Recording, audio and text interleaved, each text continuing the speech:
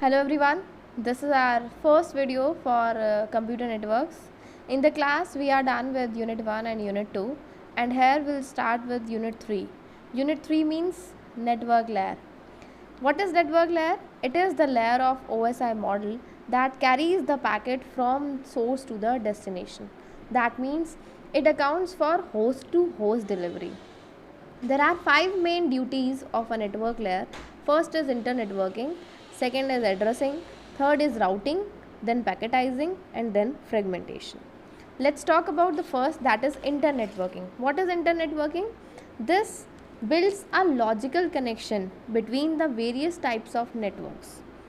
Addressing, this is used to identify a host uniquely over the internet. Routing, in a network, as we know, there are multiple routes or you can say paths that are available from source to the destination and only one of them has to be chosen. So the network layer decides the route to be taken.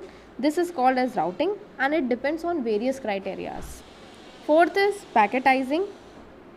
The network layer encapsulates the packets received from the above layer and makes a new packet, and this is known as packetizing, and it is done by the IP protocol. IP means internet protocol. Last is fragmentation. The datagram means the packets of network layer are known as datagrams. The datagrams travels through different networks and each router decapsulates the IP datagram from the received frame. Then this datagram is processed and encapsulated in the another frame. Now let's move to the network layer protocols. Students, there are 5 protocols that works on the network layer: IGMP, ICMP, IP, ARP and RARP. Among these 5, this IP stands for Internet Protocol. This is the main protocol of the network layer and it is responsible for host to host delivery of datagrams from the source to the destination. But what happens, this IP protocol, this requires services from other protocols to operate. For example, ARP. ARP stands for Address Resolution Protocol. Address Resolution Protocol. And what is this? This protocol finds the MAC address corresponding to a given IP address. For example, if you want to find, if any host wants to find the MAC address and it only knows the IP address, so using ARP it can find the MAC address of that host. RARP, this is Reverse Address Resolution Protocol. Reverse Address Resolution Protocol means in ARP MAC address can be found and in RARP the IP address corresponding to a given MAC address is find out. Next is ICMP. ICMP stands for Internet Control Message Protocol. Internet Control Message Protocol. What happens, this internet protocol IP, this needs the services of ICMP during the delivery of the datagram packets to handle the unusual situations. Unusual situations means occurrence of errors. IP is basically designed for unicast delivery, but the multimedia and some applications in the internet need multicast delivery. So for multicasting, IP uses the services of IGMP. IGMP is Internet Group Message Protocol. Clear? Now, next is mapping. What is mapping? Mapping means to find out IP address corresponding to a MAC address or to find out MAC address corresponding to a given IP address.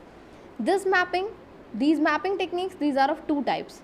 It can be static mapping or it can be dynamic mapping. In static mapping, a table is created, okay, and this table stores the machines. This table associates an IP address with a MAC address. That means This table stores IP addresses and MAC addresses. If a machine knows the IP address of any other machine, then it can search for the corresponding MAC address from this table. The limitation of this type of mapping is that the MAC address can change, and to implement the static mapping, this table needs to be updated periodically. Next is dynamic mapping. In this technique, protocols are used to find the addresses. For example, if you know the IP address, you can find out the MAC address. If you know the MAC address, you can find the IP address. But this time, no tables are used, only protocols are used. And what are these protocols? ARP and RARP. Address Resolution Protocol and Reverse Address Resolution Protocol. Now let's talk about the Address Resolution Protocol operation. Suppose we have a network like this. In this network, we have 5 hosts, or you can say 5 routers, or you can say 5 nodes that are available in this network: A, B, C, D and E. Now suppose A wants to communicate with B, or you can say A knows the IP address of B, but it wants to find the MAC address of B. What will happen? In this case, A, obviously this is the sender and this is the, you can say, receiver, or you can say destination.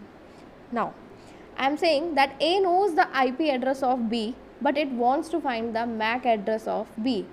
As I told you that ARP protocol, this is used to find the MAC address. So what will happen? This A, source A or host A, this will generate a ARP request packet. Okay, this is a ARP request packet.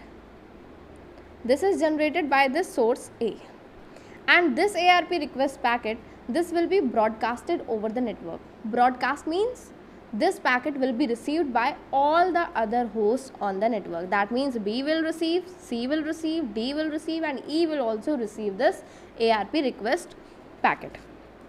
Now this ARP request packet, this contains 3 addresses. And what are those? First, it contains the sender's IP address.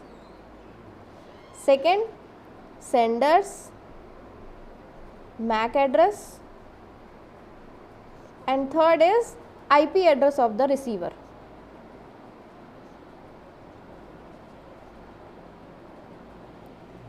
IP address of the receiver. Okay, so this single ARP request packet, this contains 3 types of addresses. First, sender's IP address means the IP address and the MAC address of A as well as the IP address of B. Now this ARP request packet, this will be received by C, D and B, all the nodes. Now this ARP request packet, as it contains the IP address of the receiver, and who is the receiver? Node B or host B. So this IP address of the receiver, some mapping will take place here, okay, at all the hosts. IP address of B, this contains IP address of B. That means जब यहाँ पर mapping होगी तो C का IP address इस वाले IP address के साथ match नहीं होगा. And if it is not matching with the IP address of C, that means this ARP request packet, this is not intended for C. In the same way, D will also discard this packet because the IP address of D is not matching with the IP address that is provided in the ARP request packet by the sender. This will discard and this will also discard. But when mapping will take place here, what will happen? This IP address of the receiver, this will match with the IP address of the B. So that means B is the intended receiver. So what will happen? In response to this ARP request packet, B will generate a ARP response packet. ARP response packet. And this ARP response packet will be unicasted to A. One thing, remember, here broadcasting takes place and when ARP response packet is generated at that time unicasting takes place. Clear? When B will receive, when mapping takes place at B, क्या होगा?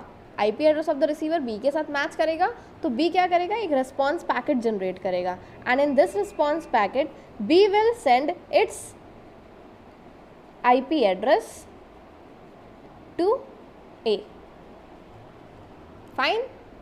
Now done. यही हमारा objective था. A was trying to find out the MAC address of B. Sorry, here not IP, MAC address. B will send its MAC address to A. Done? ARP operation? Fine. Now, ARP packet format. ARP packet format means, see, we have studied that in ARP operation there are two packets, ARP request packet and ARP response packet. The structure of this ARP request and response packet we have to study now. Fine. Now, this ARP packet, this is of 32 bits, 0 to 31. Okay. Of these 32 bits, the first 16 bits are reserved for hardware type.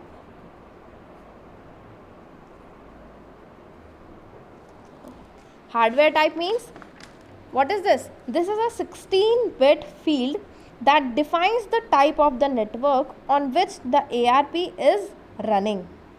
Okay? Type of network means the type of physical network. Then we have another 16 bits, again 16 bits for P type. P type means protocol type. Protocol type.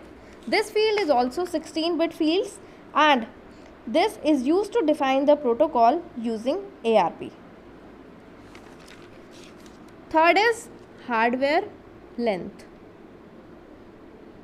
Hardware length. Hardware length, or you can say H length.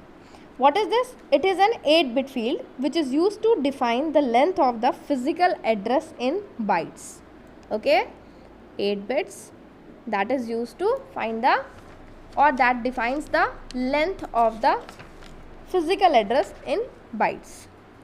Fourth is protocol length. Protocol length. This is also 8-bit long, and it defines the length of the IP address byte. For example, for IPv4 this is 4, for IPv6 this is 6. Next is operation field. Operation field, this is of again 16 bits, and this defines the type of packet. Type of packet means whether it is a ARP request packet or it is an ARP response packet. Clear? Now this field, this is 32 bits long. This is also 32 bits, 32 bits and 32 bits. This is reserved for sender hardware address. Sender hardware address means the physical address of the sender. Physical means MAC address. Next is sender protocol address. Sender protocol address means the IP address of the sender. And why we are writing it sender protocol? Because IP address, it can be IPv4 or it can be IPv6. IP version 4, IP version 6. So sender protocol address. Next is target hardware address. Target hardware address means the MAC address of the receiver or the destination, and then target protocol address. Target protocol, again same, the IP address of the receiver. Clear? I hope this is clear to you. Now, next move to the main protocol of network layer, that is IP. So far we are done with ARP and now we are talking about IP, Internet Protocol. This IP, this is a connectionless datagram protocol that do not guarantees for reliability. Why do not guarantees for reliability? Because यहाँ पर जितने भी packets transmit होंगे that are transmitted in the form of datagrams. Datagrams means connection-less services. Okay, if there is no connection that is established between the sender and the receiver, obviously connection-less में as we have studied यहाँ पर reliability, efficiency कम होती है. It is an unreliable protocol because it does not provide any error control or flow control mechanism. IP can only detect the error and discard the packets if it is corrupted. The if IP is to be made more reliable, then it must be paired with reliable protocols like TCP at the transport layer. Each IP datagram is handled independently and each can follow a different route to destination. So, there is a possibility of receiving out of order packets at the destination. हम क्या बोल रहे हैं that जब जितना भी data source से destination की तरफ डेटाग्राम्स की फॉर्म में ट्रांसमिट हो रहा है. डेटाग्राम्स क्या है? हमारे datagram is a connectionless service. Connectionless means क्या होगा? रिलायबिलिटी कम होगी. जब रिलायबिलिटी कम होगी, जब हमने डेटाग्राम्स की फॉर्म में डेटा को ट्रांसमिट किया है रिसीवर साइड पे, तो इट माइट बी पॉसिबल कि रिसीवर को उसी सीक्वेंस में डेटाग्राम्स रिसीव ना हो जिस ऑर्डर में वो हमारे सेंडर से ट्रांसमिट हुए थे. That means out of order. Receiver can receive, may receive out of order packets. Now we are talking about datagram. Datagram we are saying that जितना भी डेटा या फिर पैकेट्स, जो पैकेट्स होते हैं नेटवर्क लेयर पर, that are known as datagram. If we talk about the structure of a datagram, the structure is divided into two parts. One is the header part and another one is the data part. The size of this header part is 20 to 60 bytes, variable. It can be from 20 to 60 bytes. And the entire size, the total size of the datagram is 20 to 65536 bytes. This is the total size of the datagram. Fine. Now let's study this datagram header in detail. This is the format of IP header. This is also 32 bits long, 0 to 31. Fine.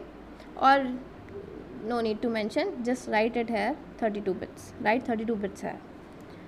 Now, first field is your VER field. What is this? This is version. This field defines the version of IP. Version of IP means whether it is IPv4 or it is IPv6. And this is 4 bits long. Next is HLAN. HLAN means header length. Header length, as I said, this can be from 20 to 60 bytes. So this field defines the length of the datagram header in a 4-byte word. Its value must be multiplied by 4 to give the length in bytes. Next is DS. This is also 4 bits. Next is DS. DS, this is of 8 bits. DS means differential service.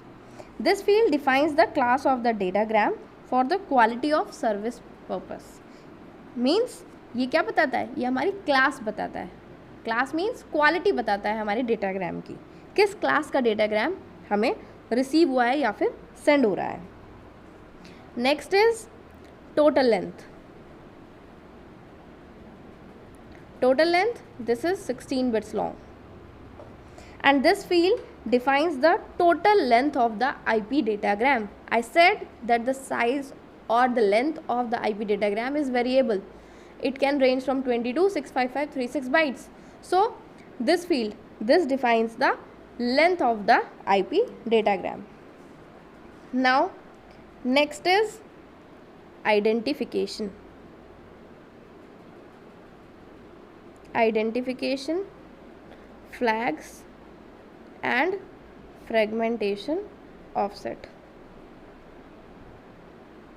Fragmentation offset. Identification means the identification number helps the destination in reassembling the fragments of the datagram. अभी बोला that जितना भी data network layer से flow होता है that flows in the form of datagrams. Datagrams means connectionless. Receiver may receive out of order packets.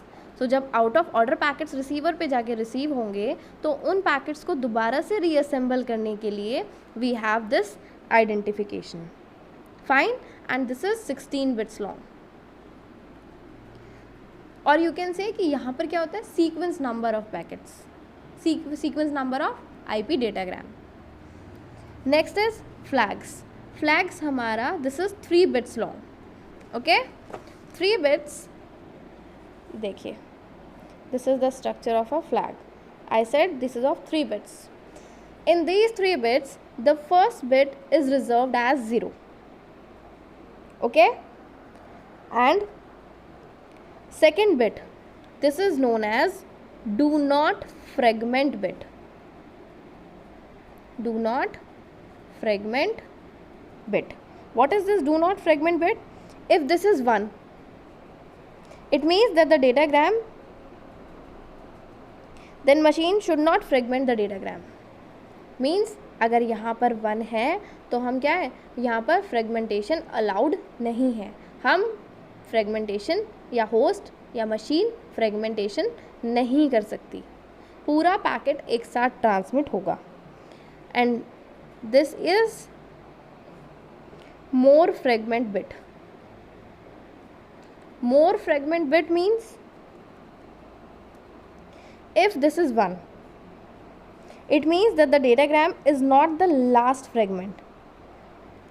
जब तक यहाँ पर 1 रहेगा that means क्या है, this is not the last fragment. अभी पूरा डेटा रिसीवर के पास रिसीव नहीं हुआ है. there are some more IP datagrams to be received. And जैसे ही इसकी वैल्यू हो जाएगी 0 तो रिसीवर के लिए क्या इंडिकेशन है, that this is the last fragment of the datagram. Clear? Now let's move to fragmentation offset. This fragmentation offset, this is 13 bits long. Fine. Now suppose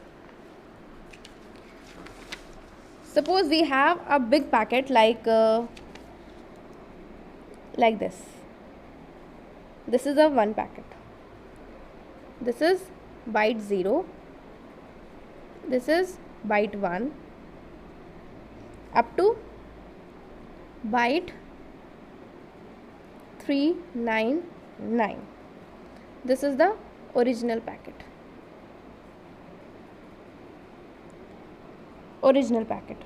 So what is this fragmentation offset? Offset means the relative position of the fragment with respect to the whole datagram. जब यहाँ पर हम fragmentation apply करेंगे, suppose we have fragmented this 0 to 399 means 4000 bytes of packet into 3 fragments, 1, 2 and 3. 1, 2 and 3. Suppose this is from 0 to 1399. So obviously this will start from 1400 to 2799 and this will start from 2800 to 399. Then if we want to find out the offset number of this fragment, then offset will be equivalent to, what is the first byte? 0. 0 divided by how many bits are there in 1 byte? 8. So 0 divided by 8, 0. 0 is the offset of this fragment. In the same way, what is the first address of this packet? 1400 divided by 8 means 175. 175 is the offset of second fragment. In the same way, 2800 divided by 8, so this will be 350. So 350 is the offset of this. Clear? Fine. Let's move to the Next is TTL. TTL means time to live. TTL, time to live. This is 8 bits long. And what is this? This controls the maximum number of routers visited by the datagram. That means ये क्या बताएगा कि कोई भी datagram maximum कितने routers से होके जा सकता है. That is time to live. Fine. Next is protocol. This is also 8 bits long. What is this? This field defines the higher level protocols which uses the services of IP layer. For example, IP, it can use TCP, transmission control protocol, it can use UDP, it can use ICMP, it can use IGMP. So which protocol is used with the IP layer? This is defined here in this field. Next is your header checksum. Header checksum, and this is 16 bits long. And as we have studied checksum in unit 2 data link layer, header checksum means this is used to find out if there is any error in the header portion of the datagram. Now this is source address, the address of the sender. Fine. Then destination address, the address of the receiver. And last is options plus padding. What is this? This is an optional portion in a IP header. Options, these are not required for every datagram. They are used for network testing and debugging. Testing and debug. That's it. This was the structure of IP header. That's it for today. Thank you.